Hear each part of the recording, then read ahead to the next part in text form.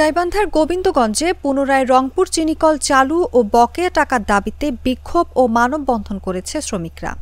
বুধবার রংপুর চিনিকল চালু ও রক্ষা সংগ্রাম পরিষদের উদ্যোগে এই কর্মসূচি পালিত হয়। প্রথমে চিনিকলের প্রধান গেটে বিক্ষোভ ও পরে সেখানে মানববন্ধন শুরু হলেও পরে স্থানীয় সব শিক্ষা প্রতিষ্ঠানের শিক্ষার্থীরা এতে যোগ দিলে পরে সেটি বিশাল সমাবেশে রূপ নেয়। এতে বক্তারা বলেন, বিগত সরকার বিনা কারণে গাইবান্ধার একমাত্র কৃষিভিত্তিক ভারী শিল্প কারখানা রংপুর চিনিকল সহ ৬টি চিনিকলকে বন্ধ করে একটি সিন্ডিকেটের হাতে চিনির বাজার তুলে দেয়। এ কারণেই চিনির দাম এক লাফে প্রায় ৪ গুণ বৃদ্ধি পায়। পাশাপাশি এ চিনিকলের কাজ নাই, মজুরি নাই, চুক্তিভিত্তিক কর্মীদের বেতন থেকে অবৈধভাবে ১.৫ কোটি টাকা কেটে রেখে তাদের মানবেতর জীবনযাপনে বাধ্য করে। অবিলম্বে চিনিকল চালু করা ও গরিব শ্রমিক কর্মচারীদের পাওনা টাকা ফেরত দেওয়ার আহ্বান জানিয়ে বক্তারা বলেন, অবিলম্বে এই দাবি মেনে না নিলে আরও কঠোর কর্মসূচি দেওয়া হবে।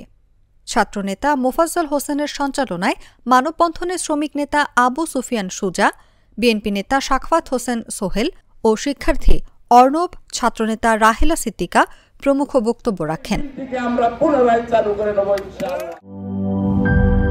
টাইলক্স, যার অ্যান্টিব্যাকটেরিয়াল এজেন্ট টয়লেটের কোনায় কোনায় পৌঁছে ৯৯% জীবাণু ধ্বংস করে। টাইলক্স টয়লেট ক্লিনার, ক্লিন মানেই টাইলক্স।